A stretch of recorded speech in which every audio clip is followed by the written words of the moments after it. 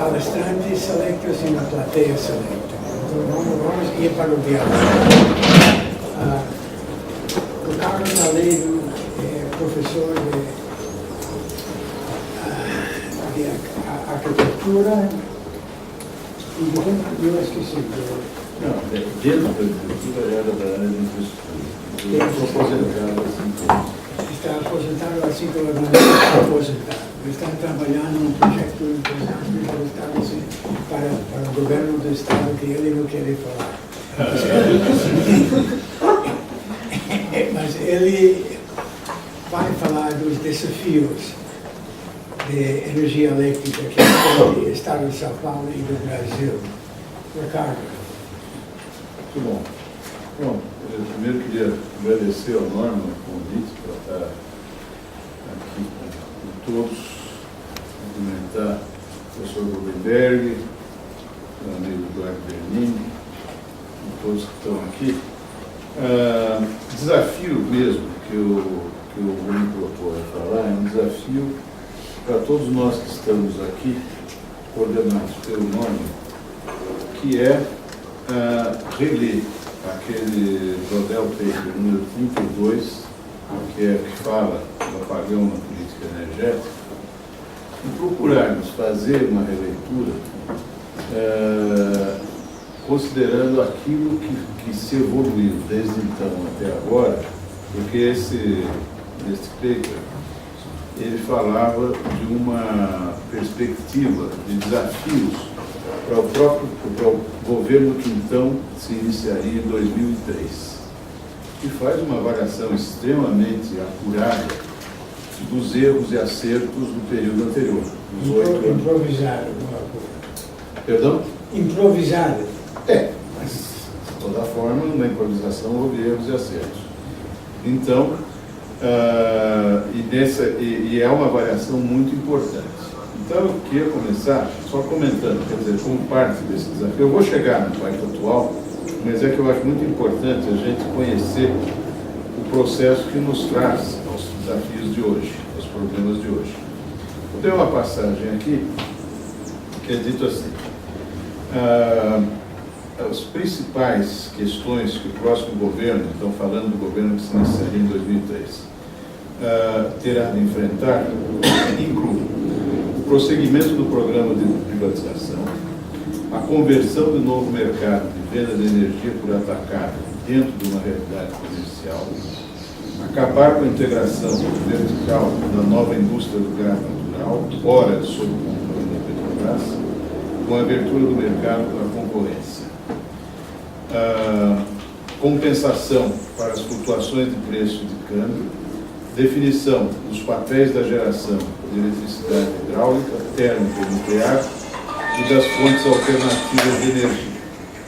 E diz ainda: a verdadeira crise de eletricidade é de natureza estrutural, agravada pela paralisação do processo de reforma. Tudo bem, diga. Várias medidas pendentes aguardam ação por parte do presidente e do Congresso, que tomarão posse em janeiro de 2003. Este último período poderia ser transposto para 2018. E os desafios para o próximo que vai assumir em 2019.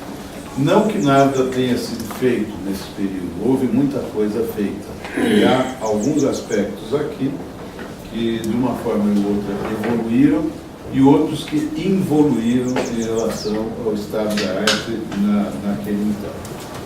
E eu destacaria o problema da venda de energia dentro de uma realidade comercial, é um problema que continua em aberto. Por mais que se tenham feito esforços para resolver, houve alguns desastres regulatórios nesse percurso. Nós estamos falando de 2003 até hoje, então nós estamos falando de um período de 15 anos, que trouxeram hoje a dívida, em algum trecho aqui, o artigo fala numa dívida que era grande na época, de 8 bilhões de reais. Hoje a dívida, o rombo consolidado no setor, está próximo aos 150 bilhões, 149. Tá? Então, desse ponto de vista, o que cresceu, o que evoluiu, foi o tamanho do buraco. e não a solução. É interessante. Como chegou a crescer em pouco mais de 20 anos? Não, é que não é tão simples, não é o mesmo. Quer dizer, quando aqui esses 8 bi estava se referindo a uma série de fios soltos, que eu acho que o Eduardo pode depois falar melhor, na liquidação do mercado atacado de energia, né? Que hoje ele poderia ser comparado parcialmente a uma parcela do GSF que está hoje flutuando em torno de 7 bilhões a 8 bilhões no setor do mercado livre, com projeção a 39, se não me engano, para o fim desse ano, se nada for feito. Tá? Esse é um componente. No segmento de transmissão, são 70 mil que estão aqui pairando pelo ar. Você falou de transmissão. Transição. Basicamente era que as dívidas dos antigos distribuidores e geradores que o governo assumiu para privatizar. Não, esse é o que você se referia na época, certo? Sim. Mas hoje há novos componentes desse rumo. No caso da transmissão, você tem ativos que não foram ressarcidos, não amortizados à época da MP 579, que geraram esse passivo de 70. Uma parte dele já foi pago, certo? Uma fração dele já foi liquidada. Tá?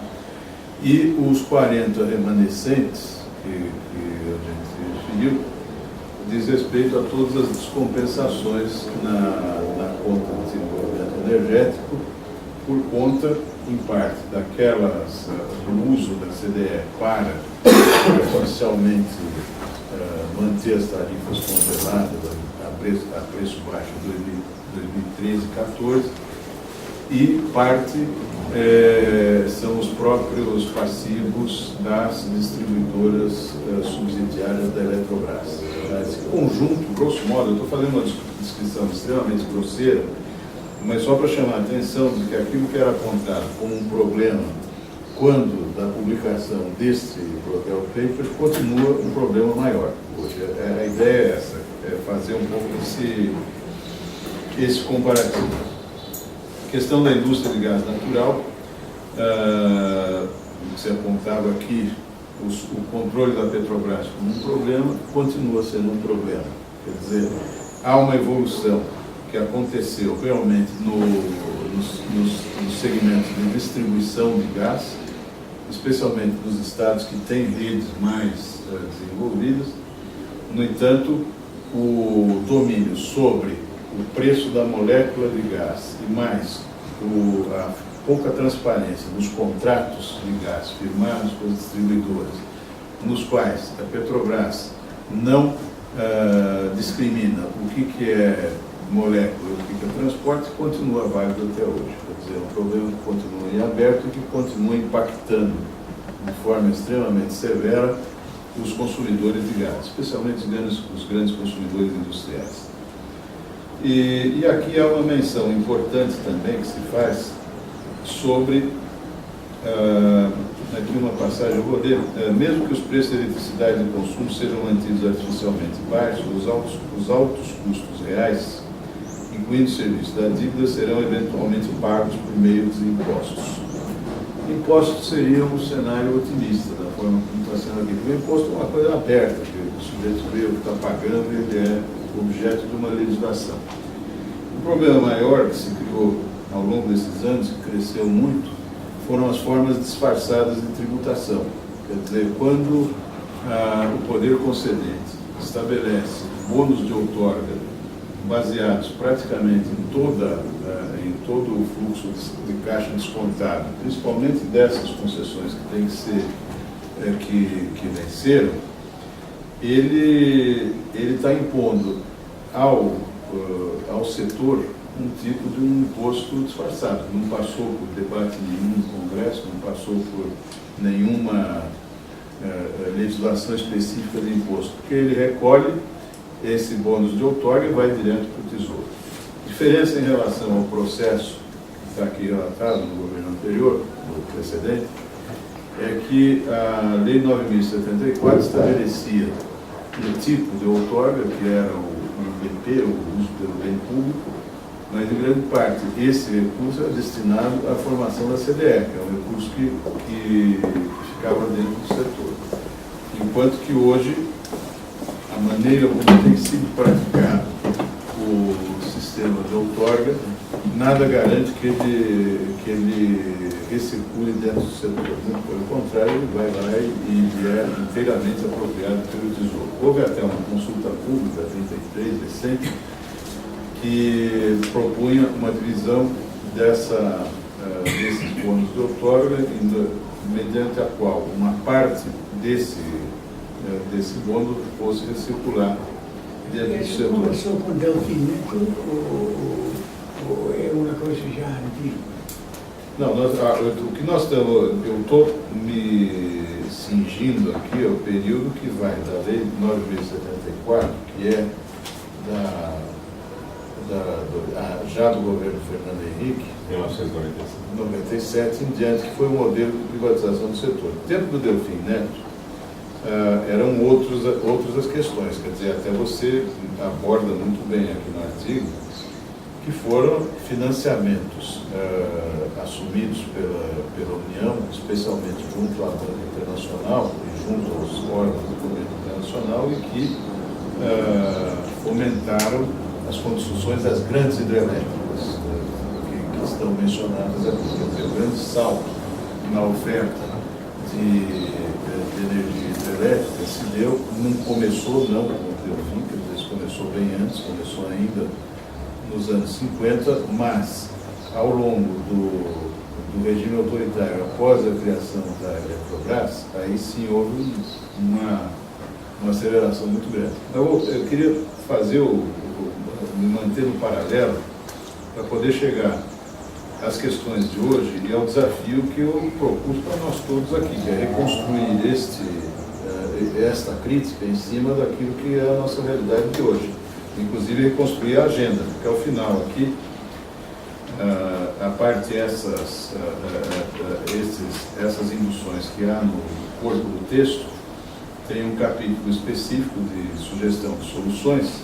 Eu não vou me ater em cada uma delas, mas destacar algumas que me parecem muito oportunas de nós voltarmos a discutir. Como, dentre outras aqui, a criação de sistemas regionais de transmissão. Tá? A realidade da época aqui ainda não estava contando com tanta presença de formas descentralizadas de geração, como em geração distribuída, sejam elas renováveis ou não, mesmo os próprios sistemas de geração e cogeração com gás natural ainda não estavam em pauta naquele momento. As iniciativas do tipo de alguns grandes conjuntos consumidores, mas que na verdade não são tão grandes do ponto de vista do sistema integrado, e que usam sistemas de cogeração a gás. No caso é o Rocha Verá, aquele conjunto de prédios que tem na próxima marginal, que tem um sistema de geração a gás que funciona permanentemente. Né?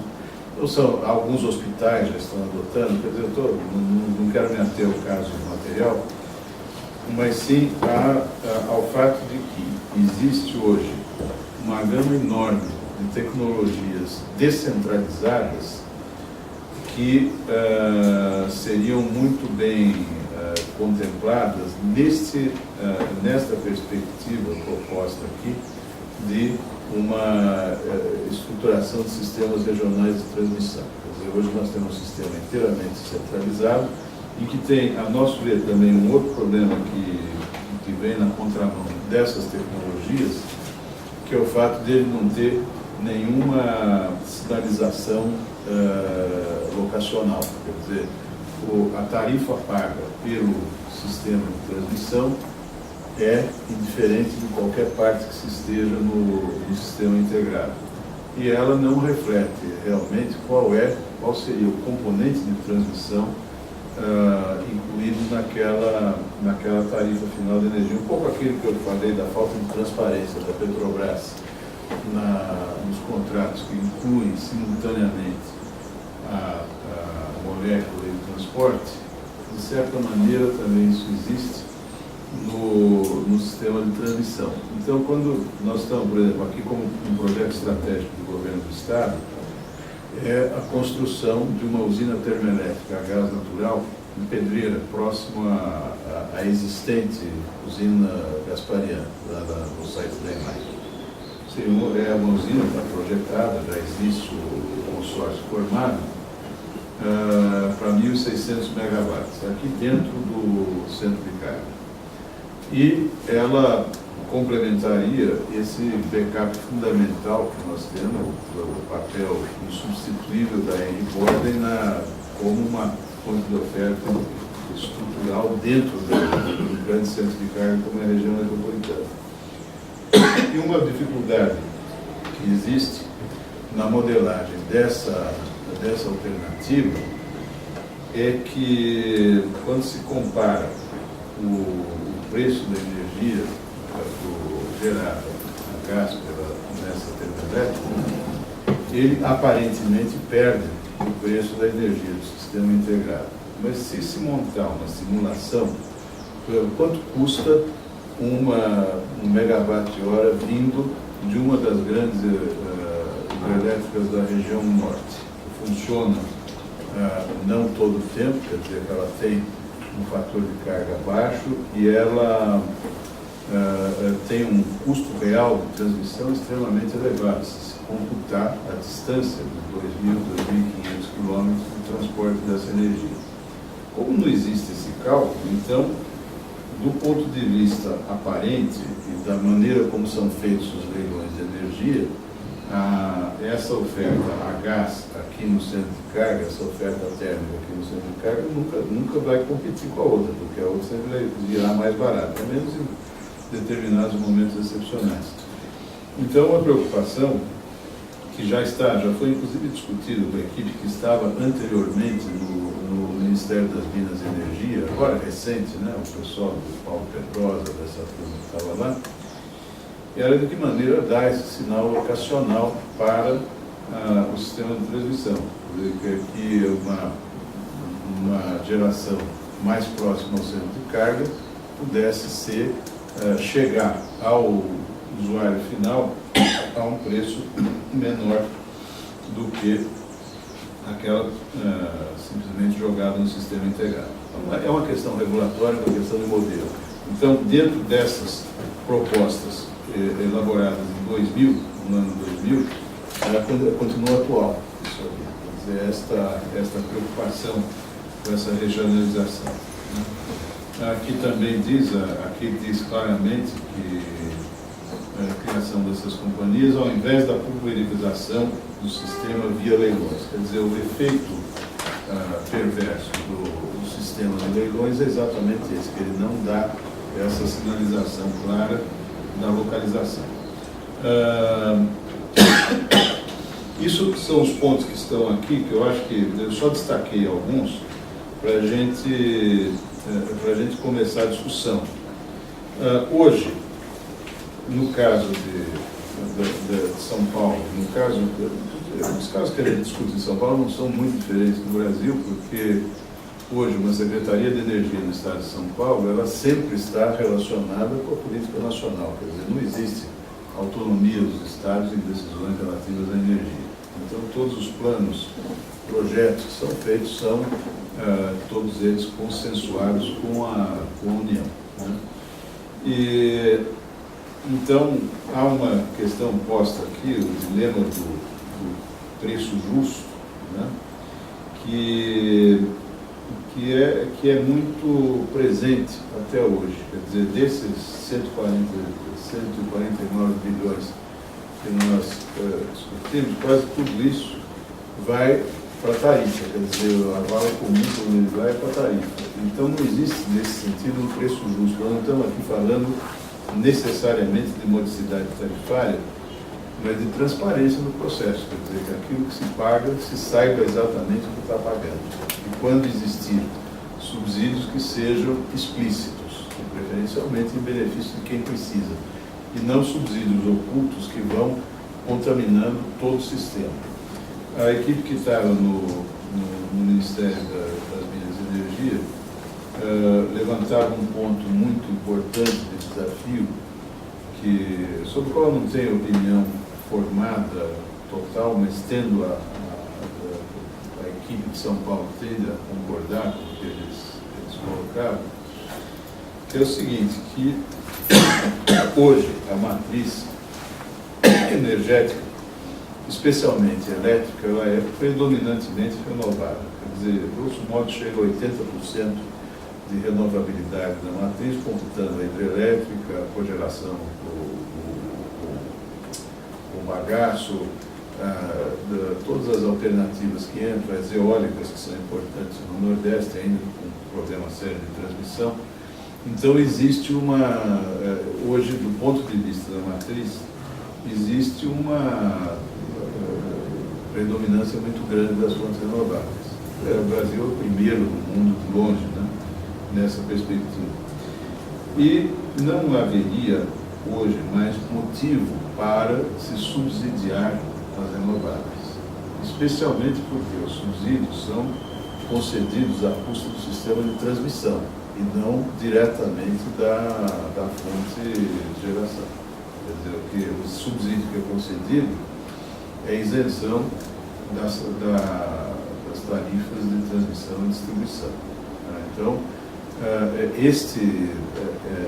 essa distorção que foi detectada na penúltima equipe do Ministério das Minas e Energia nos pareceu muito importante. O Estado de São Paulo estava considerando também essa perspectiva no seu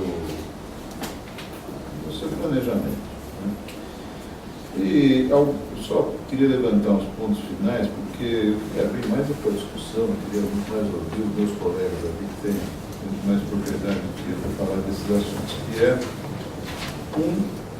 no modelo institucional e regulatório, nós temos umas distorções que vieram, principalmente, elas se agravaram, não que elas nasceram lá, quer dizer, mas se agravaram muito a partir da MP 579 de 2012, que criou o mercado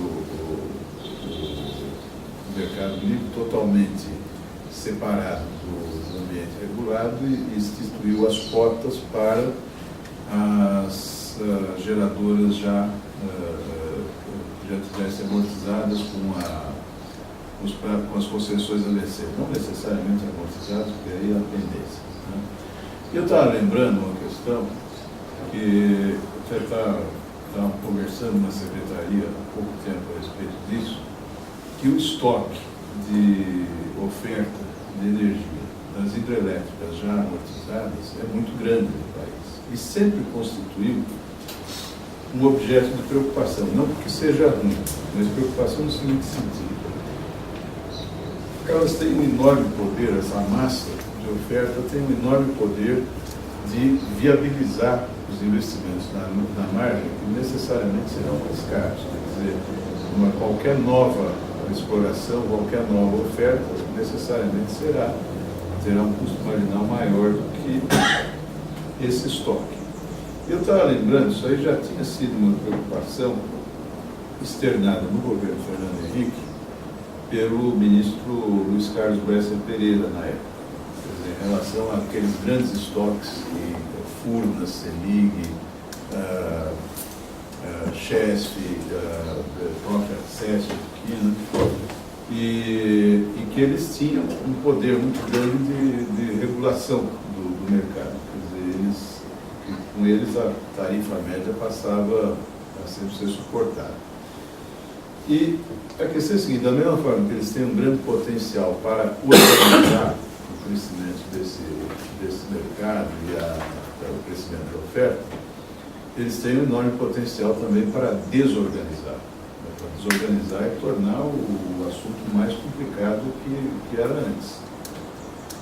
E, então, é nisso que eu volto, parênteses aberto, fecho parênteses, e volto à MP 579, porque ela atacou exatamente, dentre outras coisas, esse estoque de oferta de energia já amortizado, os contratos que estavam vencendo ou tinham acabado de vencer. Foi o caso de Jupiá, da Solteira, outras tantas que venceram, não tinham aderido ao programa das cotas e foram liquidadas para terceiro, no caso, dessas grandes foram a CTG, comprou, que é o chinês. Só eles tinham condição de pagar o bônus do outorga, que estão fixados nos 14 bilhões para as duas hidrelétricas. E qual é o efeito perverso disso? Como é que ela bagunça o mercado? Quer dizer, nesse sentido que esse estoque ele tem um poder enorme de destruição. Esses 14 bi foram utilizados simplesmente para mudar de mãos a hidrelétrica. Não houve um centavo de investimento real de nova energia. Não há um quilowatt a mais posto na capacidade instalada dessas usinas com esses 14 bi. Ele foi pago diretamente pelo governo. Então, isso é um poder destrutivo, quando mal administrado, muito grande. Então, você sugou da capacidade de investimento esse recurso que foi para simplesmente fazer uma transferência de titularidade, cobrir um buraco no tesouro e não injetou nem um centavo a mais na máquina. Então, essa é uma dimensão do desdobramento indesejável que pode ter esse estoque quando mal administrado. Um outro, nós estamos vendo muito recentemente, é o caso da Eletrobras, né? que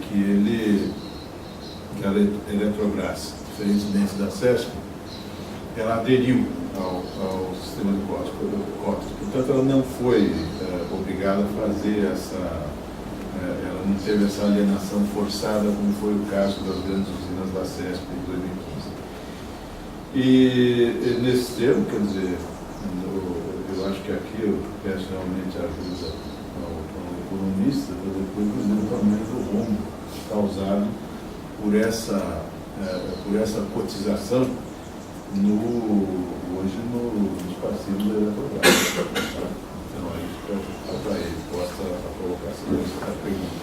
Porque, realmente, a existência desse grande estoque, da mesma forma que é um grande ativo para o país, quer dizer, esse grande estoque de oferta de energia já amortizado, ele é um excelente ativo, mas se mal utilizado, ele pode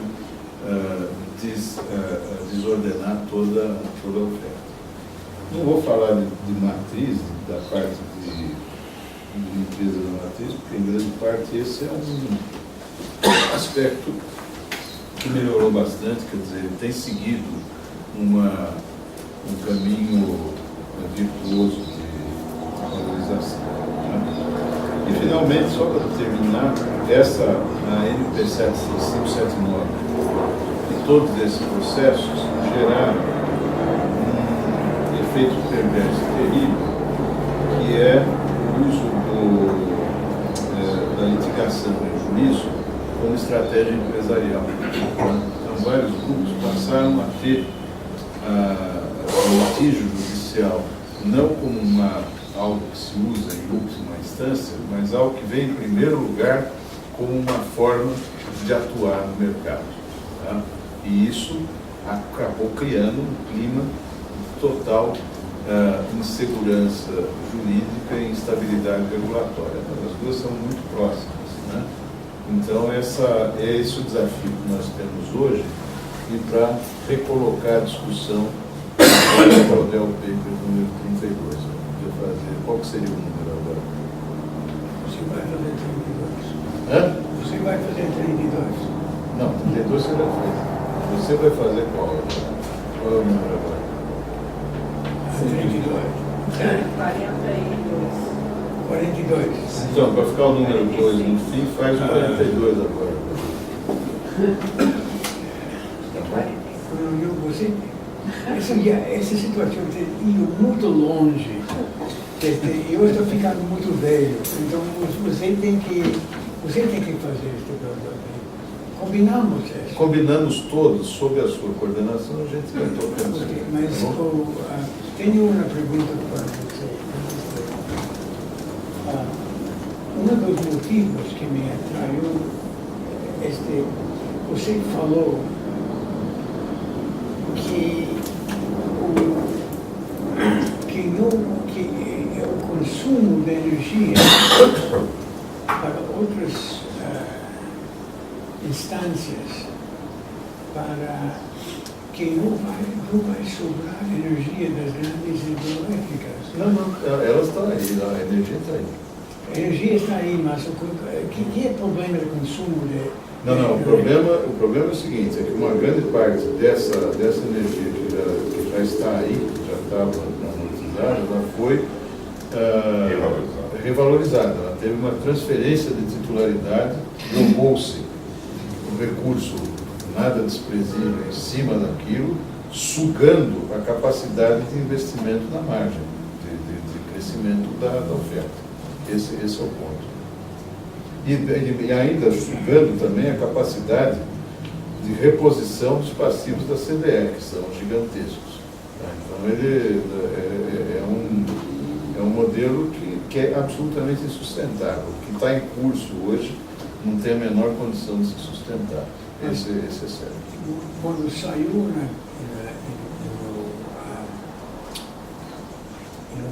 Jornal Valor um grande artigo sobre esta empresa chinesa de três gargantas. É a CTG. Que eles estão anunciando que vai precisar de grandes investimentos só para reabilitar e para manter o que eles já compraram, sem acrescentar mais capacidade de geração. Me explique isso. É o seguinte, nesse edital de 2015 foi instituída uma inovação nas tarifas pagas ao gerador, que é chamada AGAG, renovação não,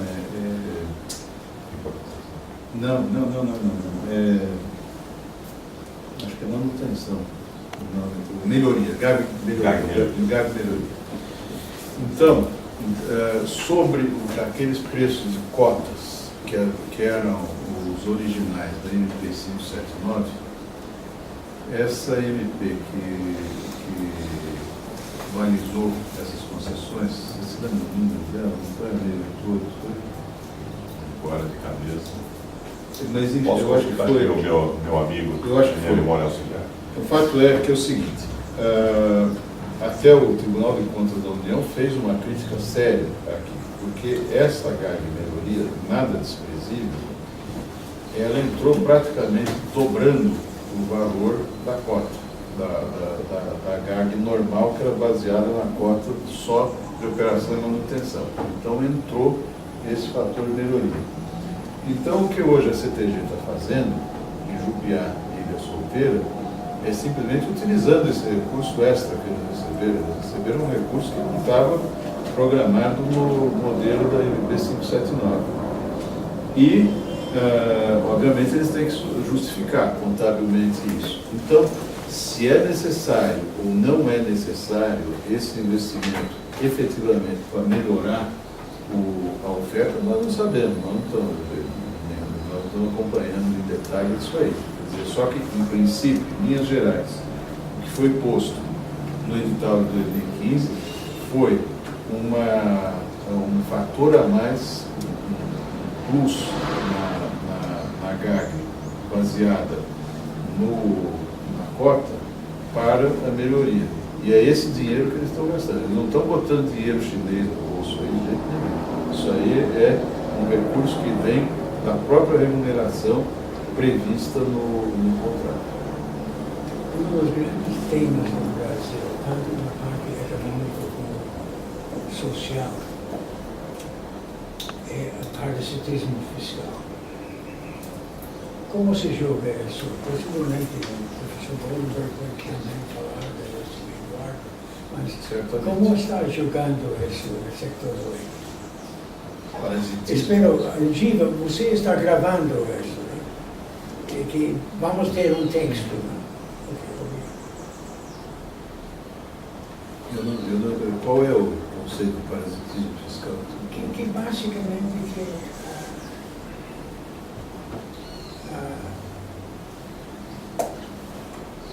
que por volta de 2000, ano 2000, o Banco Mundial publicou um relatório esquecido e que dizia que o Brasil não é um país capitalista nem socialista, é uma economia, não é uma economia capitalista nem socialista, é uma economia de transferência. Então, isso é uma transferência para o setor elétrico que existe agora, ou uma transferência do setor elétrico para a economia. Eu não saberia responder. Eu acho que existe, em princípio, existem os dois processos, porque nesses processos de pagamento de outorgas e de transferência de titularidade, existe uma transferência de recursos do setor elétrico para a economia, para o tesouro, Para o fisco. diferente de falar para a economia, tá? O tesouro. E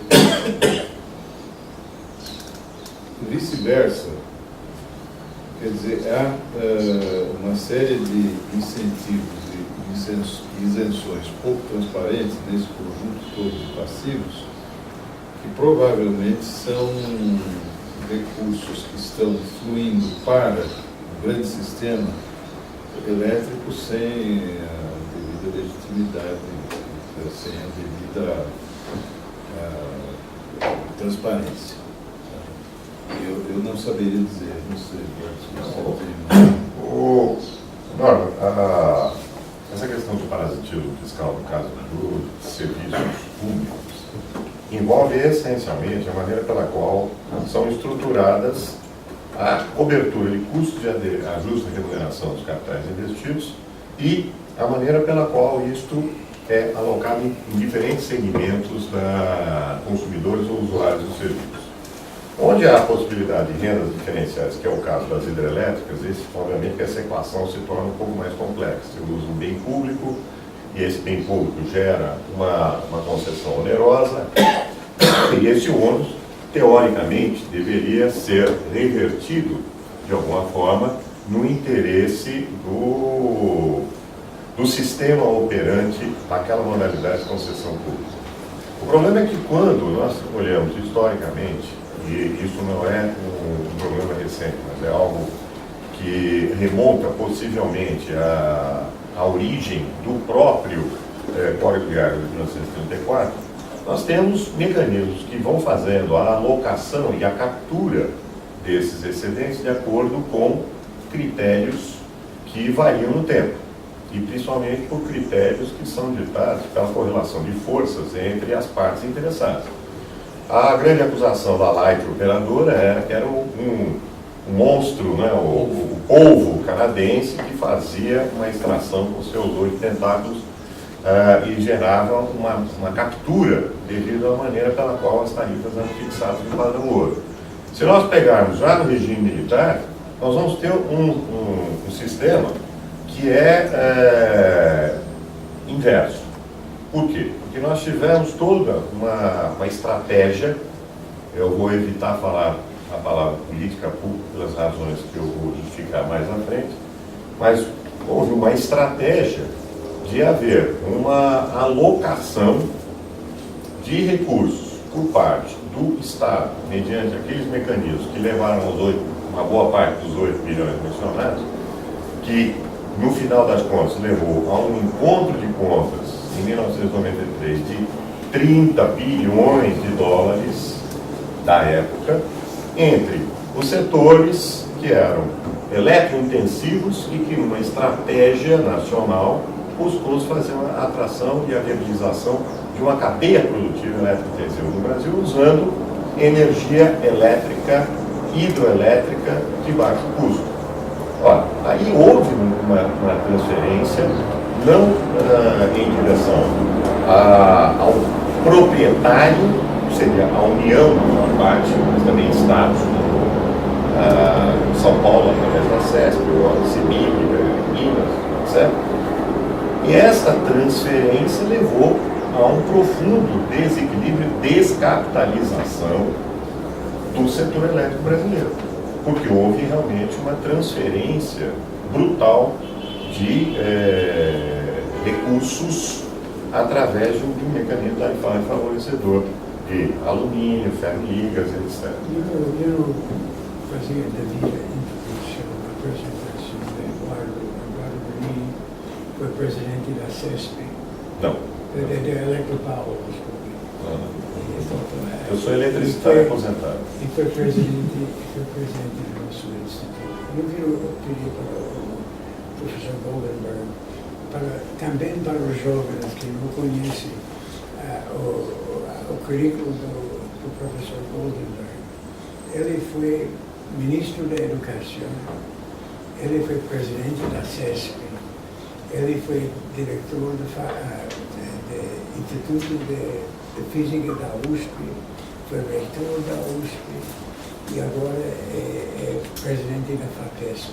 Eu deixei alguma coisa fora? Deixou vários. Não, eu acho que não fez justiça. Deixa metade do currículo lá. Olha, Norman, faz tempo que eu deixei de acompanhar os detalhes do que ocorre no setor elétrico, né? E fazia 30 anos que eu fui presidente da CESP, né? E da Eletropaulo, das empresas de energia do Estado de São Paulo. Era uma época bem diferente de hoje, porque o Estado de São Paulo estava investindo pesadamente na construção das usinas. E eu deixei de acompanhar os detalhes, exceto as grandes linhas, né? O que, digamos, me acordou mais com os problemas foi a 579, né? De todas essas coisas que houve ao longo do passado, a que me impressionou mais negativamente foi a 579, né? Porque ela, primeiro, não foi suficientemente discutida, né? Foi uma coisa de cima para baixo, né? E com esse ranço que perpassou todo o governo Lula e Dilma, né, de que o problema era beneficiar os pobres, né?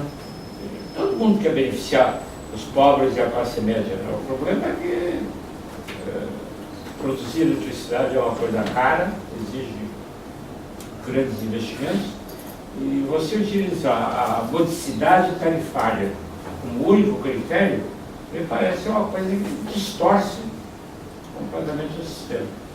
E levou, eu acho, o problema de hoje, então, né? É de que a água dos reservatórios não é usada de uma maneira científica, né?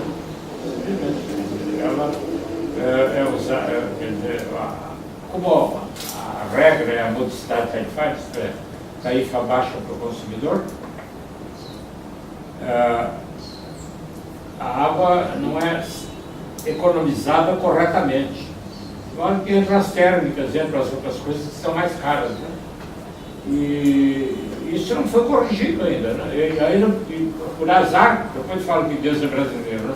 Por azar não tem chovido, né? E é pior ainda. Agora que eu só consigo ver as grandes linhas, eu não entendo direito essas coisas. Por exemplo, esses 150 bilhões, quem é que está devendo para quem?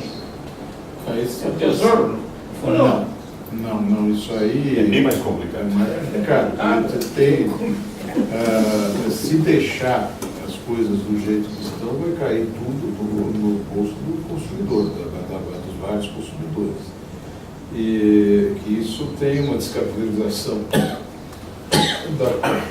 da CDE, que tem origem exatamente na 579, aí que começa o rombo, né? Pois é. E também o não cumprimento das obrigações de ressarcimento das transmissoras cujos contratos foram rescindidos por ocasião da 509.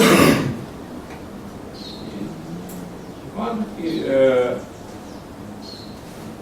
essa observação que o Banco Mundial do ano 2000, né, que no fundo o que ocorreu aqui no Brasil é uma coisa parecida com o que aconteceu com o Yeltsin, né?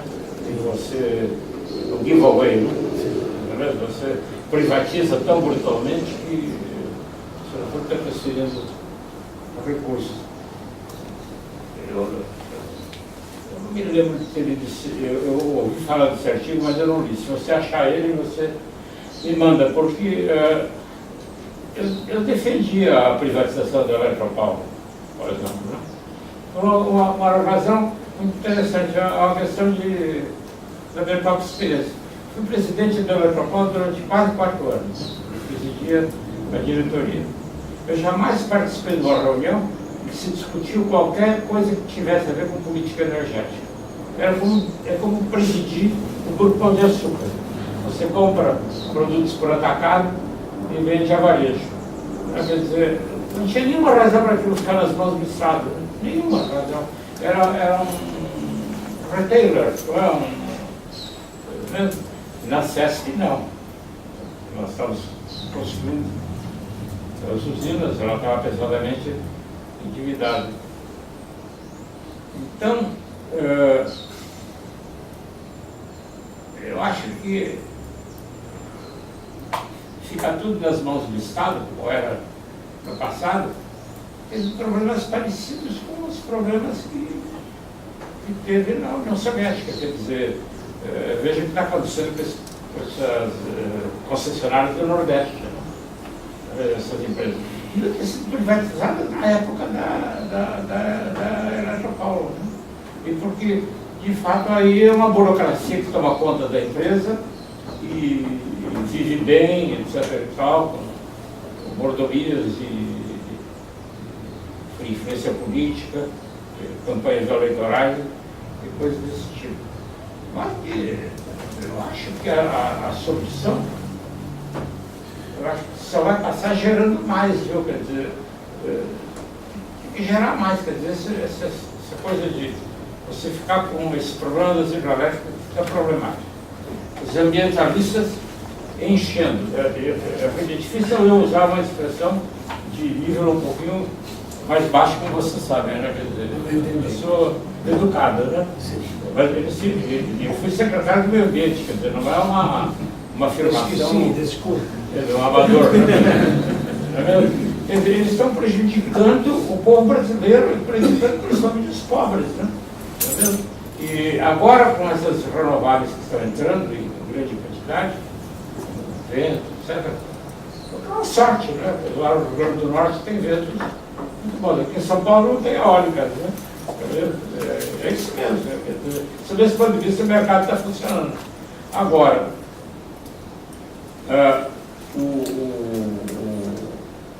quando começar a ter a participação de renováveis maior do que 10%, vai ter um problema de reservatórios. Não entendi isso. Bom, e não é a bateria do Tesla e do Elon Musk que vai resolver esse problema, viu? Porque quem usa esses argumentos não sabe fazer contas de aritmética, né? Quer dizer, sabe, um automóvel do tipo que a Tesla produz, ele precisa de 500 quilos de bateria. 500 quilos de bateria. O automóvel carrega todo o combustível que ele precisa com um tanque de 50 quilos, 60 litros, 50 quilos. Se você coloca a bateria, você precisa de 500. Né? A coisa não fecha, você precisa fazer reservatórios. Mas eu não vejo como é que... Eu não vejo o governo se movimentar, né, Ricardo? A não ser tentando jogar as contas no consumidor. Né? esse problema desse bilhão agora que apareceu, né? Subsídios das concessionárias lá do norte, etc. As concessionárias do norte, desde a minha época, são espantosamente ineficientes, né? Não foi feita nenhuma melhoria na eficiência dessas usinas. A ineficiência é programada lá, porque elas usam óleo combustível, né? E aí, então, contabilmente, eles recebem muito mais do que eles, tecnicamente, deveriam receber. Eu não consigo entender os detalhes. Eu acho que uma privatização brutal seria uma coisa boa agora. Essas concessionárias da Eletrobras, porque pelo menos os donos... O que é privatização brutal? Esse negócio das... Privatizar uma, né? A TUI, né? Aquelas outras 6 deviam ser privatizadas imediatamente. Mas você vai privatizar com funcionários indicados politicamente. E você vai ter pressões políticas para não aumentar as tarifas. Está trabalhando a perda, não vai ter capital para investir em nova capacidade e não vai receber, não vai ter crédito. Só vai voltar a depender do BNDES, porque não tem crédito no setor privado O dono, que é privado, ele vai demitir os funcionários. Boa sorte. Você acha que realmente isso vai acontecer? Eu acho que isso vai acontecer. Norman, quando eu era presidente... De fato já aconteceu, mano. Se nós pegarmos a experiência da privatização da Semar, do Maranhão, do Sarnense, ela se transformou numa empresa privada que está funcionando com padrões de qualidade que são incomparáveis do tempo que ela era estatal. Então já temos precedente. Mas isso é Maranhão, que é um feudo, que tem controle político, você sabe que... Alagoas também tem. Também, outro feudo. Pará também tem. Roraima também tem. É um pouco mais complicado, mas... Acre também tem. Então, se nós formos olhar por esse parâmetro, nós vamos encontrar feudos políticos em todos eles. Isso é uma realidade. Eu insisto que eu sou capaz de contribuir muito para esse debate. Ficou complicado demais. Você precisa ser um profissional, né? Eu sou profissional de dar bolsa de estudo, né? Eu sou profissional dessa área, eu estou. E eu sou eletricitário aposentado. Mas, na privatização da Eletropaulo, a Eletropaulo sempre foi uma empresa boa. Ela piorou com a privatização? Digamos que ela passou por bons momentos e maus momentos. No momento, como é que ela está? No momento, ela está muito melhor do que ela era no momento da privatização e no pior momento na fase da pós-privatização, que foi quando ela teve um sério problema de governança por 4 sócios que não eram capazes de estabelecer um plano de negócio coerente e que realmente transformou num certo abismo, né, que foi superado a partir do momento em que se restabeleceu um comando societário com a saída de 2 sócios e a divisão do capital entre a Light francesa e a Eletropaulo americana, que foi quando se teve o pior momento do pós-privatização, com problemas de governança, de capacidade de administração e delegação de poder. E desde 2004 ela veio progressivamente recuperando uma capacidade de uma modernização satisfatória. Ela não é um benchmark de mercado, ela não atinge os padrões, por exemplo, que a CPFL atingiu no pós-privatização. Mas ela vem buscando uma modernização e conseguiu alguns resultados razoáveis, né? Agora se abre uma nova história, com a transferência do bloco de controle para a Enel italiana. Então, o saldo é positivo. Qual é as credenciais da Enel italiana para tocar? São boas? Bom, aí realmente ela tem a Enel é uma empresa extremamente capacitada do ponto de vista tecnológico, fez alguns programas de inovação, principalmente no campo da medição e relacionamento com o consumidor, que foram pioneiros em alguns casos, e ela tem hoje uma estrutura que veio em parte de apoio do governo italiano, né? Mas também ela diversificou seus investimentos, ela fez uma aquisição da Endesa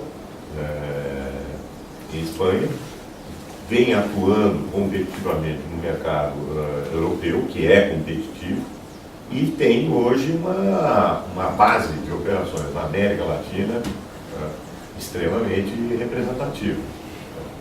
E basicamente a grande aposta que a Enel está fazendo no mercado brasileiro tem mais ou menos a mesma origem que as empresas chinesas.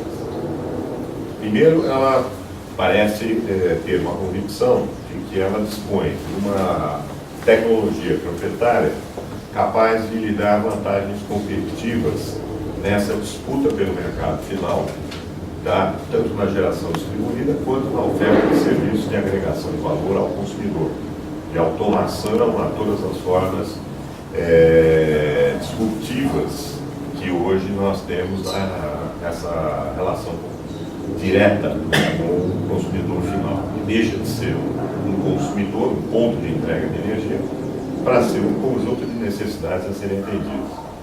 Segundo, ela recebeu uma injeção de capital inesperada. Ela vinha de uma disputa já de pelo menos uns 15 anos de investimentos que ela havia feito na Líbia de Gaddafi. Em algum momento a coisa parece que não funcionou muito bem na relação entre os italianos e os líbios, e o Gaddafi fez um bloqueio, uma expropriação dos investimentos feitos, que foram liberados recentemente. Né? E essa liberação, de repente, deu uma injeção de capital de baixo custo. Quer dizer, o custo de oportunidade do capital para a Enel ficou extremamente baixo, a exemplo do que acontece com o capital chinês. Então, eles estão em busca de ativos físicos para dar vazão àquela liquidez, uma vez que eles vão deixar entesourado esse recurso. E eles estão fazendo, então, aquisições estratégicas dentro de um plano não chega a ter a ambição do plano chinês, seja do Global Energy Interconnection Organization, de fazer uma grande rede ou um Road and Belt Initiative, mas eles estão buscando, dentro da América Latina, criar uma condição estratégica diferenciada para serem os agentes de transformação, não só digital, mas física do mercado. E, claramente, quando olhamos no espaço econômico brasileiro, é evidente que os 4.500 km² incrustados na grande São Paulo, com todas as suas contradições, tem um potencial monumental para quem tenha uma ousadia de, primeiro, ter paciência e, segundo, de ter a tecnologia adequada para usar a plataforma convencional hoje existente da relação com uma rede física que é ultrapassada. O problema é que a rede física não é só a sua manutenção, é que a sua plataforma, a sua topologia é ultrapassada. Rede aérea aberta é uma coisa assim que já está indo para uma obsolescência. Segundo, toda essa infraestrutura, né, ela vai precisar ser remodelada. Se eu tenho condições de acesso a capital, se eu tenho condições de mudar o padrão tecnológico, aqui é o lugar, aqui é o momento para fazer isso. Você disse que eles vão começar a atuar na demanda também, colocando... O projeto deles, aparentemente, Mas isso é uma boa notícia. Né? É uma boa notícia. Porque realmente, no mundo todo, mais, claro, mais nos Estados Unidos, mesmo em outros lugares, esse problema de olhar a energia só do lado do suprimento e não da demanda precisa mudar, né, em algum momento. Não? Isso me leva... Mis 3 colegas da mesa são autoridades nisso. Eu faço uma pergunta muito simples. Que são as projeções de demanda de energia elétrica no Brasil nos últimos 20 anos? E onde vai ver o oferta? Mama, se eu te disser que essa pergunta é relevante, você vai ficar chateado comigo? É relevante ou É irrelevante? Muito bom.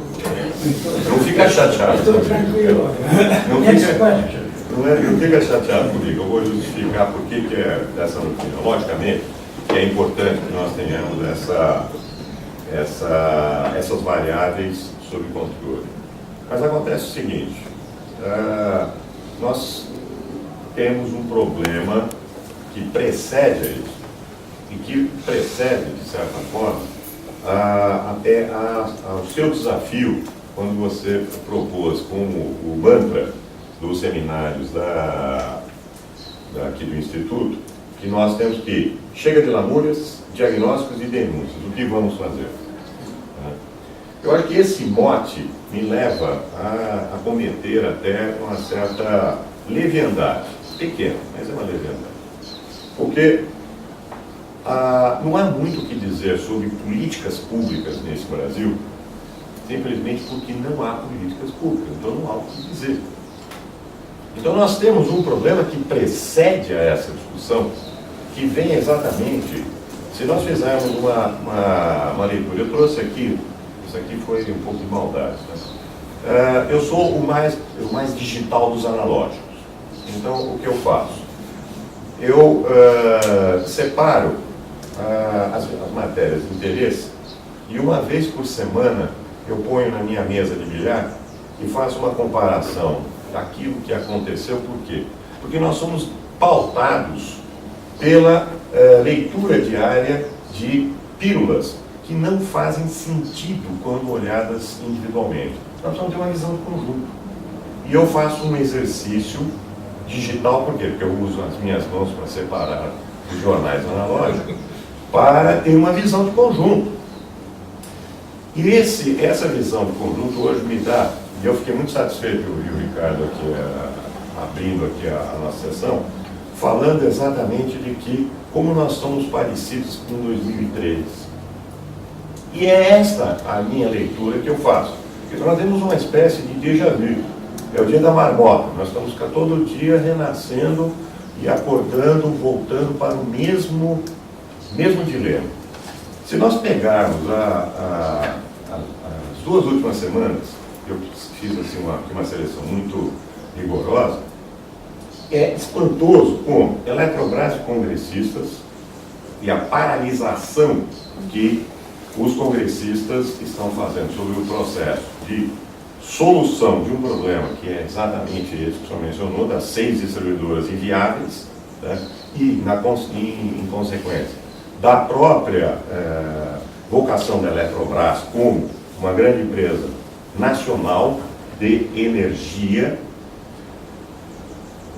O quebra-pau que está ocorrendo lá sem solução entre a State Grid é um personagem importante, e os minoritários da CPFL Renováveis, o quebra-pau entre a turma da solar com a turma da eólica, a turma da eólica com a turma da solar, disputando o quê? Disputando um espaço à mesa, porque a eólica deixou de ser uma fonte alternativa para ser parte do mainstream energético. Ela é 12%, 10% agora, logo será 12%. Então ela passou a ser o quê? Originadora da mesma contra-reação que ela foi vítima quando a predominância hidrelétrica impedia que nós sequer concebêssemos que nós pudéssemos ter um sistema de complementariedade que não fosse somente um reservatório. Ponto 1. Mas a mais engraçada é esta matéria aqui, que saiu no dia 14, 15, 16 de julho de 2018, que é, por sua vez, o mesmo fim de semana em que o valor tem como manchete: eletronuclear teve calote no BNDES, Caixa Econômica e Eletrobras. Por quê? Porque a eletronuclear não tem condições financeiras sequer de administrar o seu passivo atual. E, ao mesmo tempo, na Folha de São Paulo, no mercado, Temer retoma plano nuclear e governo prevê várias usinas. Parece que nós estamos vivendo em universos paralelos. Nós temos dois. Outro país. Né? E aí, tem coisas que aconteceram nesse meio do caminho que também dão essa sensação de desconforto. Tudo bem, eu acho interessante essa sua observação. No entretanto, a eletricidade está crescendo 3, 4% ao ano e a energia como um todo está crescendo menos, pelo menos no mundo. Né? Quer dizer, independentemente de tudo que está acontecendo, o consumo de eletricidade está crescendo. Essa pergunta, por isso que relevante, eu fiquei chocado. Né? Não, mas essa foi a minha provocação. Porque, de fato, o que nós estamos tendo é que, enquanto a nossa capacidade de produzir políticas públicas está completamente destroçada, nós temos uma sociedade que, exatamente pelo lado digital, está indo para uma eletrificação como nunca se atingiu numa transformação, numa passagem. A passagem do carvão para o combustível líquido e do combustível líquido para alguma coisa que nós não sabemos ainda o que será, no vetor, na maneira pela qual a eletrificação da nossa sociedade está se dando, ao passo que o consumo de energia como um todo está caindo. Então, eu não sei que número vai dar, mas eu tenho certeza que a eletricidade vai ser maior. Por isso que ela é aparentemente relevante do que o consumo de energia como um todo. Derivados de petróleo. Derivados de petróleo. Mas tem uma razão física clara para isso. É que a eletricidade você transforma em força motor com eficiência de quase 100%. E petróleo, carvão, etc. e tal, tem que passar pela maldita lei, pelas leis termodinâmicas.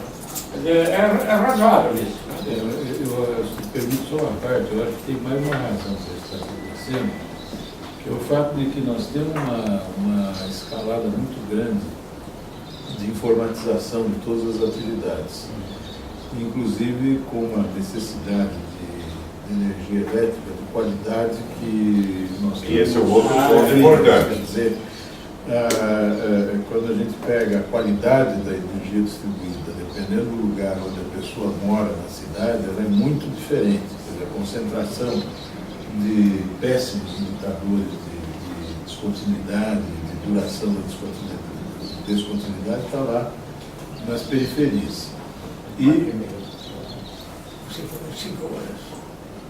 mas então, só terminando, professor, essa observação sobre a energia e a energia elétrica é que parte também dos transportes físicos é substituída pelo fluxo de informação eletrônico. Então, você tem uma escalada realmente no uso de energia elétrica como base do suporte para no mundo todo eu sei os números, aqui no Brasil eu não sei. No mundo todo a eletricidade está subindo 5% ao ano. E energia 2% ao ano, caindo na Europa, está subindo na mas em cima, 5% para eletricidade, 2% para energia fácil. Eu gostaria de abrir esta discussão a nossos colegas que vieram aqui para ouvir nossos amigos. E eu gostaria se vocês têm perguntas ou observações para enriquecer este diálogo. Edmilson, sou professor lá do Instituto de Energia e Ambiente da USP. O professor Ricardo colocou a questão do gás inicialmente como um tópico da agenda de 2003, que praticamente não se alterou hoje e hoje está sendo colocado novamente. Eu queria reposicionar a leitura, né, e tentar fazer uma provocação. Verdade que a questão institucional e organização industrial do gás da época de hoje praticamente não se alterou, e eu não sei se eu vejo isso como um defeito ou como, finalmente, uma solução parcial, porque o sistema gás cresceu, e o sistema gás só pôde crescer no meio de todas as incertezas e todos os riscos que cercaram os investimentos de gás em particular, graças à Petrobras. Não tivesse havido a Petrobras para carregar toda a cadeia de riscos que existe nessa cadeia de suprimento, num país que não entende, ou não quer, ou tem outras prioridades, né, que não entende o gás como uma âncora energética importante, nem passada, nem presente, e eu duvido que tenha mudado muito, apesar da chegada do pré-sal, né, que também não estava presente nessa época. Eu não sei, eu tenho a impressão que no sistema gás a discussão poderia, diferente de 2003, eu acho que ali realmente não tinha muita escolha. Hoje eu acho que nós temos duas cabeças nesse sistema gás. Temos ativos construídos, inclusive o próprio Gasbol, que estará pago no ano que vem, né? O próprio grande gasoduto para a Bolívia, que estará pago no ano que vem.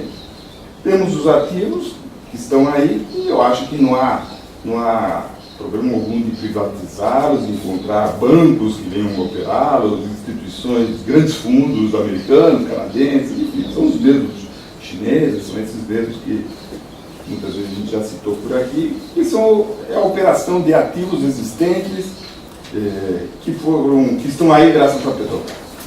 Mas a expansão do sistema, e a expansão ainda precisa ser muito grande na minha leitura, eu não consigo enxergar em momento algum agentes privados capazes de absorver esse desafio no Brasil. Ok. E aí Ok. porque os riscos continuam os mesmos, as incertezas do que a gente quer para o gás continuam os mesmos, as grandes demandas que você precisa para gerar carga para gasodutos ou terminais de GNL, seja lá o que for, não estão dados, porque a gente quer gás só para complementar esse sistema renovável, cada vez mais renovável, a gente só quer o gás para backup. Esse gás está cada vez mais complexo, porque ele está cada vez mais offshore, cada vez mais longe, cada vez mais difícil. Então, toda a logística necessária para conectar um grande potencial de oferta com um mercado que não sabe o que esperar do gás, não vejo outra mão que não seja o Estado organizado, e o Estado organizado é a Petrobras. Portanto, o que me assusta em relação a 2013 é que a Petrobras hoje não quer ficar nesse negócio. E aí eu coloco a pergunta, há outros atores, vocês enxergam outros atores? Não para aquela parte que pode ser privatizada, que eu concordo, em perdas ou não para a Petrobras, pode ser privatizada, mas é muito pequena essa parte, porque a gente pode esperar e a gente poderia tirar do gás, até porque, e aí terminando o meu comentário, que não foi tocado aqui, quer dizer, esse sistema renovável, principalmente hidráulico, inclusive esse muito ancorado na Amazônia, que em 2003 parecia um sonho e ele se materializou da forma desorganizada que foi, mas se materializou, e hoje está aí, Belo Monte, Rio Madeira, etc, etc. Esse sistema é muito vulnerável aos riscos modificações climáticas que vem por aí. O pouco que eu ouço dos especialistas mais por entender os efeitos climáticos no sistema hidráulico brasileiro, no mínimo é de alto risco. Uma grande certeza. Nos próximos 20 anos, essa base hidráulica que hoje é presente pode não estar aí. Eu já ouvi números de perda de 30%, 40% da capacidade de geração do sistema hidráulico brasileiro. Eu também não sou o modeleiro que faz isso, mas já vi estudos próprio Banco Mundial mostrando números assustadores. E o único backup capaz de construir o presente, o futuro de curto prazo, e eventualmente esse futuro de mais longo prazo, é o gás do pré-sal. Então, eu estou vendo um problema grave aí sem a Petrobras. E como está, em que grau está sendo implementada a infraestrutura de distribuição de gás? A distribuição acho que é o menor dos gargalos, né? Bem ou mal, em São Paulo, bem ou mal, o sistema tarifário que está aí incentiva investimentos, até alguns que talvez não fizessem muito sentido, a rede da Comgás tem expandido de sua forma, né? Nos demais estados é mais difícil, porque a demanda é muito baixa, né? Mas eu estou menos preocupado com a logística final, estou mais preocupado com a logística intermediária, que conecta a oferta do pré-sal com o continente. Hoje nós estamos reinjetando no pré-sal, nas rochas, 40 milhões de metros cúbicos, que é o volume que a gente importa da Bolívia. 40 milhões de metros cúbicos dia estão sendo reinjetados, primeiro porque acredita-se que aquilo aumenta a produção de petróleo, mas basicamente porque nós ainda não entendemos como fazer para aquilo chegar aqui. E existe o projeto do governo do Estado, da tal Rota 4, da investidores privados e tal, mas eu ainda estou pagando para ver um grupo COSAN entrar para valer num gasoduto desse. Eu ainda, claro que faz tempo que vocês estão trabalhando e talvez o modelo tenha avançado. O pouco que eu entendo de gasodutos, me parece, o professor Caio está aqui, talvez vai me corrigir, mas o pouco que eu entendo de gasodutos, os riscos são elevadíssimos, né? Um gasoduto desse tem que ser de alta capacidade, ninguém vai ficar construindo pequenos gasodutos offshore, 400 quilômetros. São grandes gasodutos, um grande gasoduto é o mercado inteiro da Comgás hoje. Então, eu gostaria que vocês reposicionassem o gás um pouquinho, que foi colocado, que estava na agenda, sim, da forma que estava, continua, mas o meu medo maior é que piorou, nós não temos mais a Petrobras. Ele não, só algumas observações, a resposta ao diálogo a respeito disso é extremamente complexo e exigiria um tempo nós começarmos de novo à tarde. Mas só algumas observações. Eu concordo plenamente que se não houver uma estabilidade de demanda para esse gás, uma demanda crescente, vai ser inviável fazer uma expansão da rede de transporte sem a Petrobras. No entanto, ao se olhar a questão do gás, a gente deve olhar com uma estratégia de conjunto. A primeira coisa, que eu estou em pleno acordo com a sua observação, é de que a base hidráulica ela tende a diminuir a sua importância na garantia da energia firme para todo o sistema integrado. Portanto, nós vamos precisar... Eu não desisti ainda. Hein? Não, eu só estou dizendo é tendencial, professor, só isso. É tendencial relativo, quer dizer, em face do conjunto da oferta, o peso relativo da hidráulica tende a cair. E tem mais um fator que essa estratégia, eu queria submeter a todos aqui, Observação. E tem alguém que é determinado. que é uma questão estratégica, que é a seguinte: hoje, trabalhar energia isoladamente em relação a outros usos da água se tornou cada vez mais distante da realidade. Quer dizer, as crises de escassez hídrica que nós temos tido nos últimos anos e que se acentuaram bastante, elas mostram a nós que outros usos, até o próprio uso urbano, que é um uso relativamente pequeno em face do uso hidrelétrico, ele fica ameaçado se não houver o gerenciamento competente do sistema de recursos hídricos. Em 2014 e 2015 ficou claro que o próprio sistema de hidrovia também foi extremamente ofendido pela norma de operação do sistema integrado. Quer dizer, nós tivemos uma hidrovia Tietê-Paraná, um trecho de São Paulo, no canal Pereira Barreto, paralisada por conta da norma de operação, da rotina de operação do INS, vindo desde Furnas, passando por ali. Quer dizer, lá fechou a comporta e nós tivemos problema para cá. Então, como é que é a visão estratégica do gás nesse conceito? Que o Estado de São Paulo tem defendido, temos de fato defendido muito isso. É a entrada do gás na base. Quer dizer, não mais como backup ou como mera entrada em substituição na operação do sistema integrado, mas é a concepção de usinas de ciclo combinado de alto rendimento na base do sistema. Nós temos que ter outros. Quer dizer, a alternativa seria a energia nuclear, para entrar na base. Uma alternativa de menor emissão e tão firme quanto a do gás. Só que hoje é quase uma nada. O professor falou da questão dos ambientalistas aí. Em geral, a hora que a gente levanta a palavra-chave da energia nuclear é praticamente um pecado. Então não dá para falar, nesse momento está fora.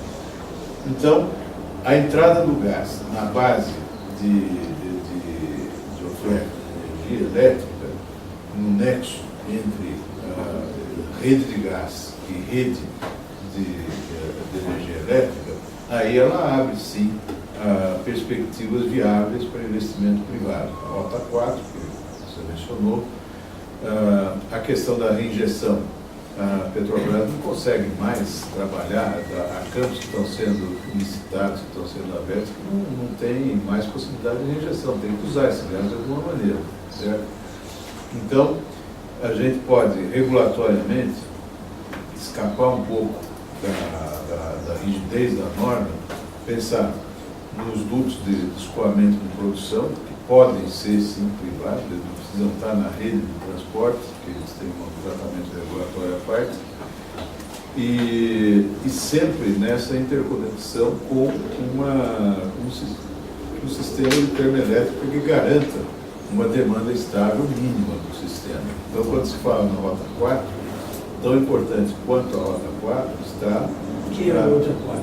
A Rota 4 é um duto que liga, que está projetado, junto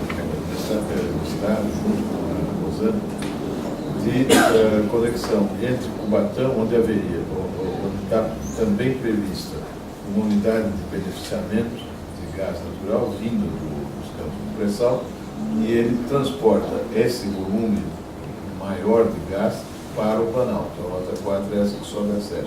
Tá? E, nesse caso, o projeto da EMAI, dessa termoelétrica que eu mencionei, de Pedreira, já é parte dessa estratégia, de dar segurança para essa demanda, porque senão uma demanda insegura não vai. Então, tem dois nexos que precisam ser considerados nessa estratégia. Um nexo, águas, energia. Eu um passo além, isso começa a resolver os problemas que eu coloquei.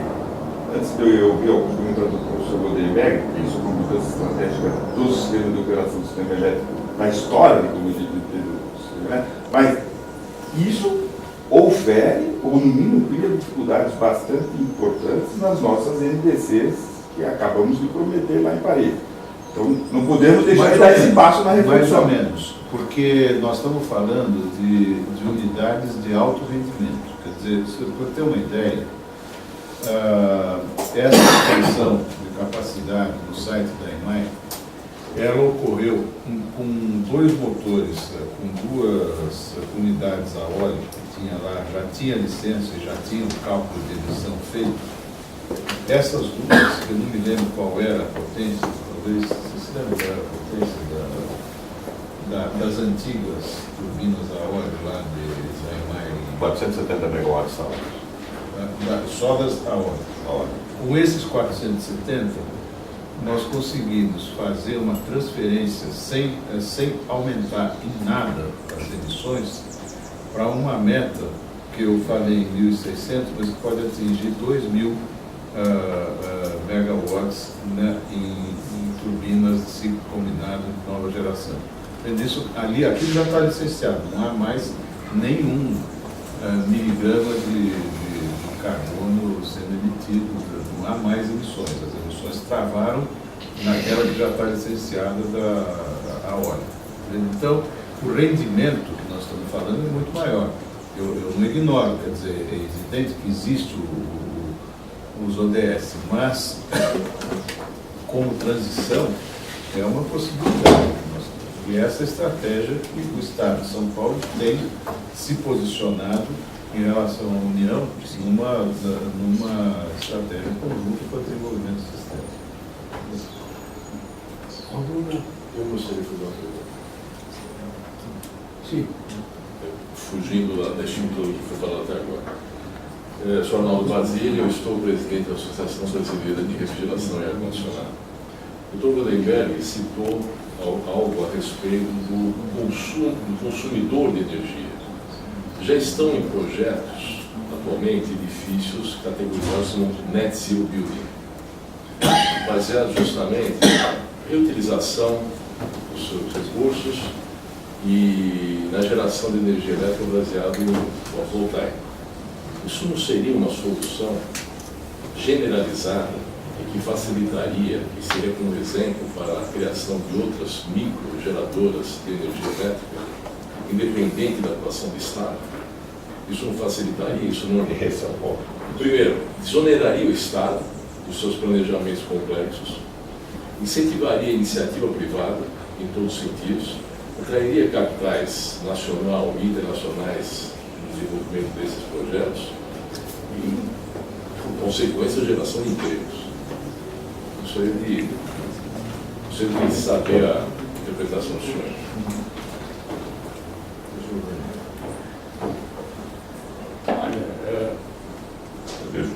Depois eu vou...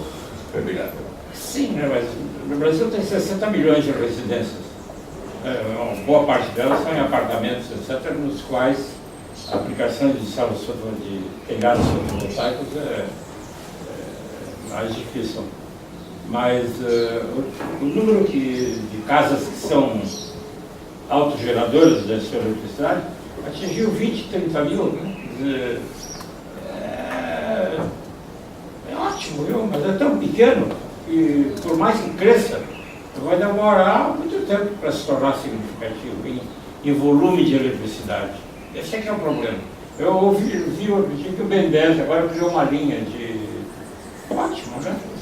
Mas ainda assim, sabe, não é? No Texas, metade da eletricidade agora já está sendo gerada dessa forma, viu? No estado de Texas, o que é ótimo. Está criando uma situação difícil para os fornecedores tradicionais, né? Porque jogar energia 50% de energia renovável na rede, né? Não é uma coisa trivial, né? Mas a resposta sim, é desejável. Só que precisa acelerar muito esse projeto, né?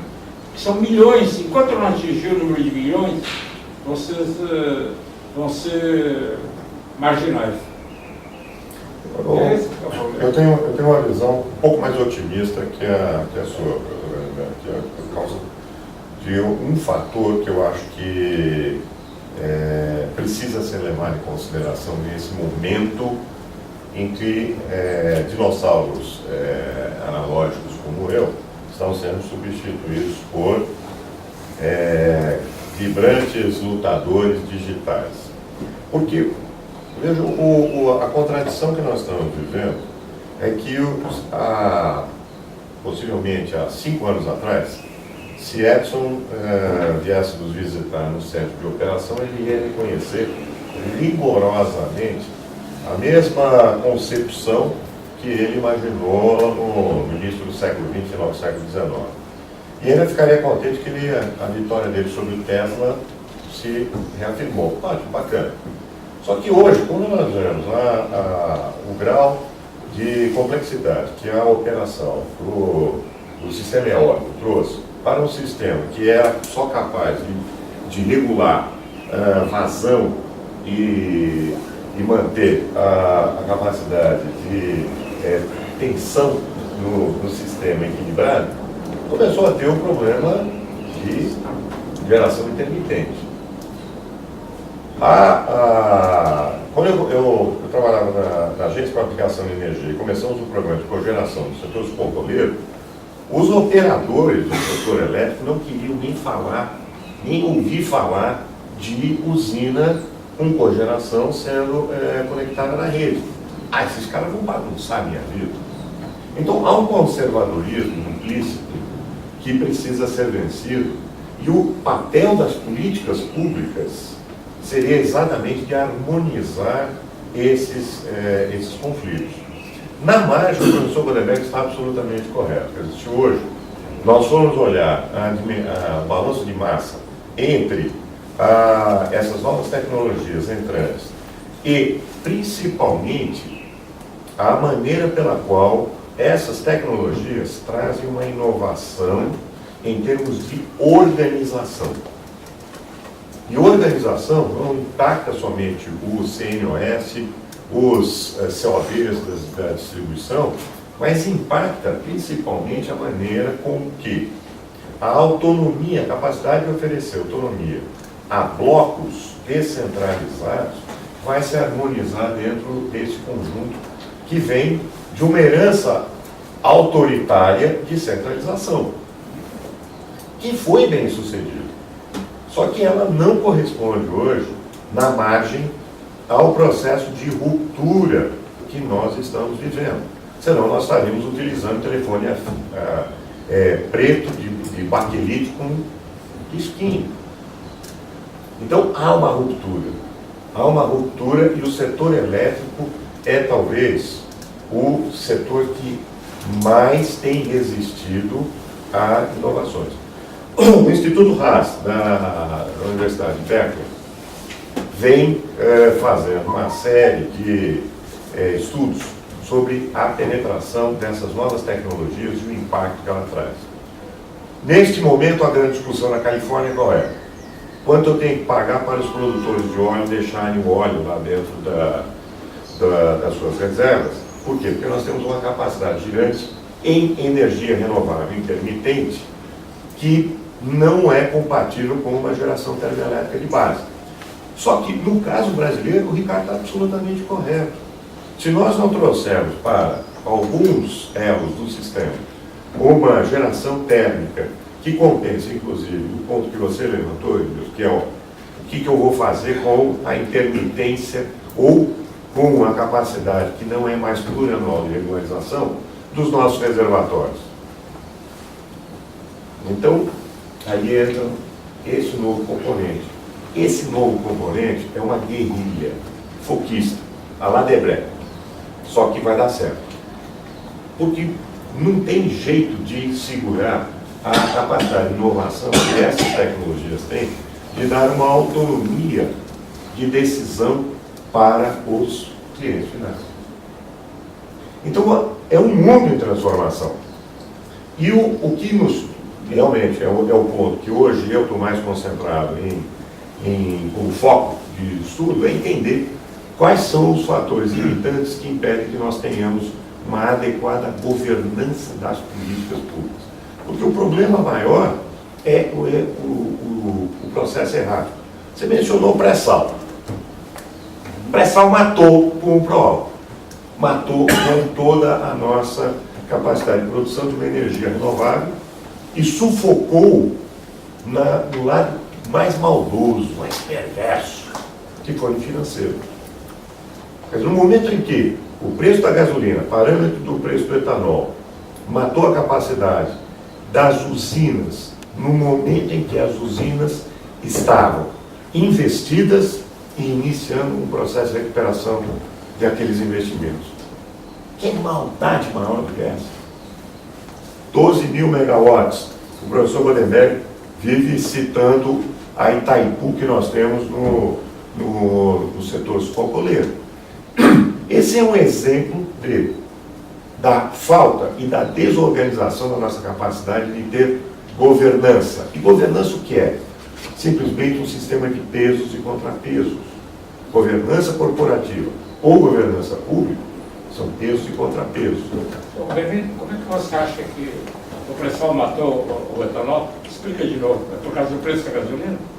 Se nós pegarmos o diferencial de preço que foi imposto na gasolina, no momento em que as usinas de etanol tinham acabado de fazer uma ampla programação de investimentos, praticamente houve um aumento de 70% na capacidade de moagem e de produção de etanol.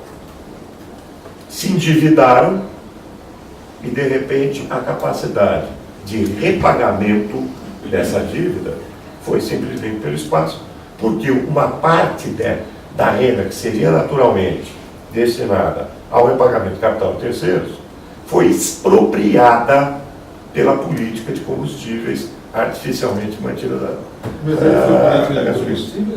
Mas a questão é essa, não preço.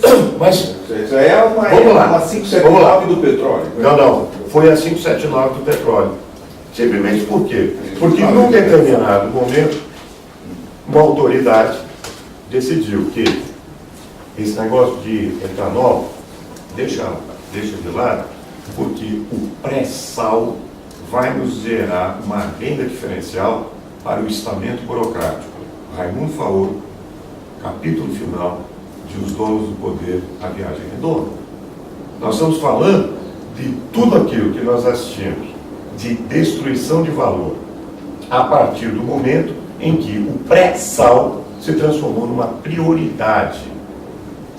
E esta prioridade levou a todo um quadro de consequências que, no caso do setor sucroalcooleiro, os sobreviventes são aqueles que estão com água pelo pescoço, pedindo, pelo amor de Deus, para que a Índia não continue subsidiando o açúcar, para que eles possam ter uma renda que compense esse Foi em 2008, então. É isso? Em torno disso. Em torno disso. 2008, 2009. Quando foi mantido o preço da gasolina. E nós podemos ver que essa transferência. Aí caímos de novo no ponto do norte, o parasitismo fiscal e a economia de transferência. Não é assim, não é só que a passividade da população, que tem que ver com a educação. A população faz estabelece os padrões de consumo, exige consumo, mas não dá solução.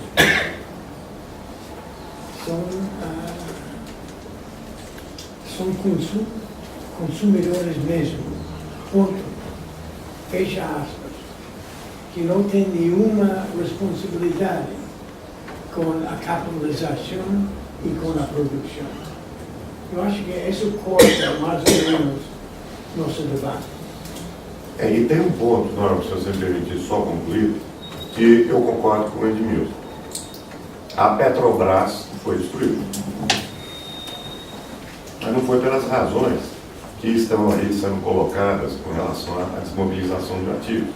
Porque se nós acompanharmos o que aconteceu com o nível de vulnerabilidade que foi colocado no balanço da Petrobras e na maneira pela qual houve uma destruição de valor econômico gerado pela atividade, hoje ela não tem a capacidade como empresa nacional de executar políticas com aquele grau de liberdade que teve, por exemplo, durante o regime militar.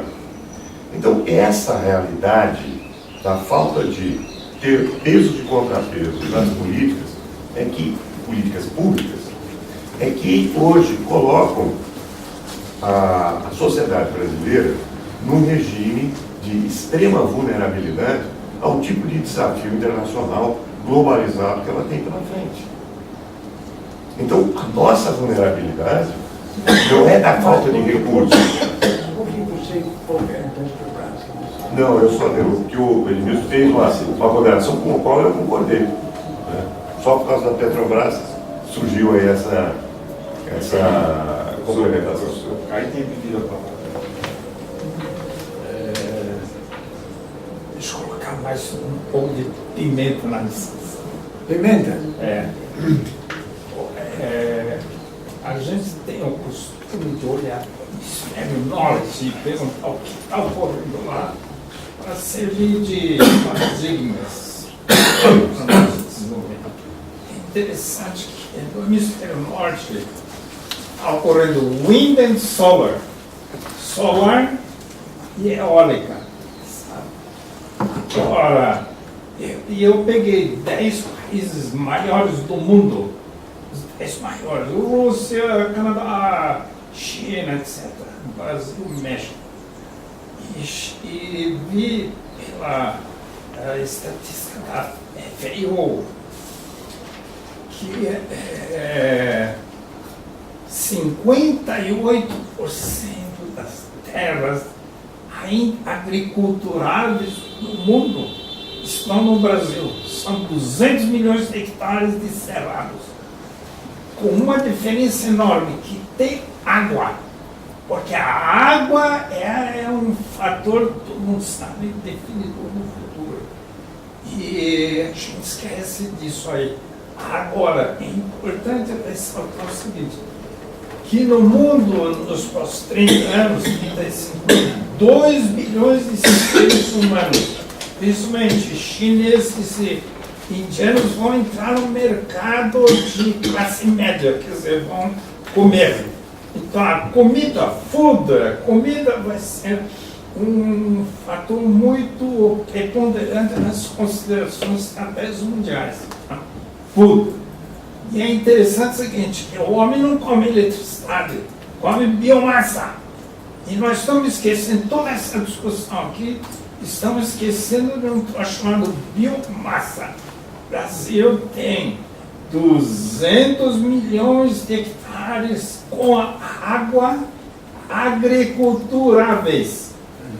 Então, em relação a alimentos, o Brasil vai ser o grande celeiro do mundo. Da coisa que o mundo vai precisar mais é comida. Porque nos próximos 35 anos vai entrar 2 bilhões de chineses e indianos exigindo novas comidas. E esse é um fator muito importante. Muito obrigado, Roberto. Estamos fazendo uma pesquisa sobre isso. Ótimo. Esse é um dos nossos projetos principais para o final deste ano que vem. Bom, muito obrigado, amigo. Algum outro comentário? Por favor. Sávio Capelossi, sou engenheiro químico e tenho uma microempresa de consultoria hoje, trabalho lá com o olhando pelo ponto de vista do consumidor e como leigo, né, a conversa foi absolutamente espetacular para mim, mas eu vejo, quer dizer, eu sou o que acende a luz lá, que toma banho com Lorenzetti, ou coisa desse tipo, né? E eu falo, mas o desastre é muito grande e é visível a partir daqui, né? Acho que tem coisas assim, do tipo, suas colocações muito boas, de que a gente tem uma visão pulverizada, ou talvez os nossos homens públicos já têm uma visão absolutamente pulverizada e não conseguem fazer a digitalização que você ilustrou bem ali, né? Para ter uma ideia um pouco mais ampla. Aí o Temer mandando fazer usina e o outro dizendo que não pode, né? Quer dizer, é um desastre absolutamente visível a partir deste ponto de vista, né? Que é leigo nas conversas. Por exemplo, acho que 1 bilhão, né, que foi citado numa dívida que vem aí, eu não tenho dúvida. Na verdade são 150, mas tudo bem. 150? É de 150 vezes pior do que eu estava falando. É, eu não tenho dúvida de quem vai pagar isso somos nós. Não tem nenhuma dúvida. Quer dizer, o tesouro, não é nada, nós é muito pagando. Aliás, estamos pagando, né? A energia elétrica está subindo de preço exclusivamente. E eu me pergunto a vocês que têm uma visão mais de cockpit aí, né? Qual é a solução para isso? Temos 7 minutos para a Eu acho que tem que mexer na essência do nosso sistema de governança, de governo. Mas de governo, me perdoe, doutor Goldenberg, que tem a minha mais profunda admiração, né? Mas parece que nós não temos articulação de inteligência no nosso sistema de administração das coisas, não estou nem dizendo de governança, né? Então eu queria só deixar esse feedback para vocês, né, de um consumidor que acende e apaga a luz na casa dele, consumindo energia, né? Entendeu? E fala, bom, será que alguém está cuidando disso? Será que, vamos dizer assim, será que daqui a 10 anos eu vou poder estar consumindo aquela necessidade fundamental de dentro? Estão sobrando 5 minutos. Tem algum comentário final? Você? Olha, a resposta, todos os países enfrentam esses problemas, ou esses ou outros, né? O problema é liderança, quer dizer, nós tivemos um presidente que em 2008 tomou essa medida que arruinou o programa do álcool, não é mesmo? E em 2013 arruinou o setor elétrico do 579. É uma liderança ruim, precisa melhorar a liderança, sabe? É o que os senhores estão tentando fazer. Escolheram um cidadão que aparentemente tem a cabeça no lugar, né? E vai ter eleições agora em outubro, viu? Eu acho que não tem outra resposta, viu? Eu não sei, às vezes eu acho que se nós tivéssemos alguma coisa de Estado e menos de governo, cuidando das ocorrências básicas, dos planejamentos básicos, acho que a gente talvez tivesse algum ganho. Eu vou dar uma resposta de 6,40. O Estado de São Paulo resistiu ao descalabro fiscal. Os outros estados não resistiram. Isso não é nenhuma propaganda eleitoral, é um fato concreto. Quer dizer, é possível. O Brasil é um país curioso, quer dizer, tem coisas que funcionam. Só tem uma oportunidade agora, 3 de outubro. Dando uma resposta em 144 caracteres, ou seja, no Twitter, mas, por favor, não com conteúdo tóxico de outros que a gente vê por aí. O problema todo é que, enquanto nós não entendemos que o sucesso ou fracasso das melhores políticas públicas, das mais bem-sucedidas, intencionadas iniciativas, tá, passaram por um filtro que não é reconhecido como um fator crítico de sucesso, voltamos ao básico da administração, tá, um fator crítico de sucesso é entender que políticas públicas no Brasil fracassam porque nós temos um problema de governabilidade que precede a governança. Mas enquanto nós tivermos os problemas decorrentes de termos um descasamento entre os policymakers e a maneira pela qual o presidencialismo de coalizão e as formas representativas de funcionamento da nossa democracia filtrarem o poder e inibirem a capacidade de termos uma solução que seja minimamente capaz de arquitetar várias frentes, porque não é um domínio único, um campo de conhecimento de uma única célula. Nós temos um sistema que cada vez mais vai funcionar de uma forma neural. E os impactos ambientais, os impactos sociais, os impactos econômicos, nem tocamos no problema de fundo da natureza do financiamento do nosso desenvolvimento, que é um outro problema monumental. Então, sendo um pouco mais contido, o problema passa por resolver essa questão da governabilidade. Senão todos os caminhos estarão sendo bloqueados. Bom, muito obrigado a vocês, foi muito bom o diálogo. Vamos fazer uma transcrição deste debate, foi muito rico, muito informativo. Eu gostaria de agradecer nossos importantes, porque todos estamos orgulhosos de ter elas como membros do Instituto e vamos tocar temas, discussões para a frente. Muito obrigado.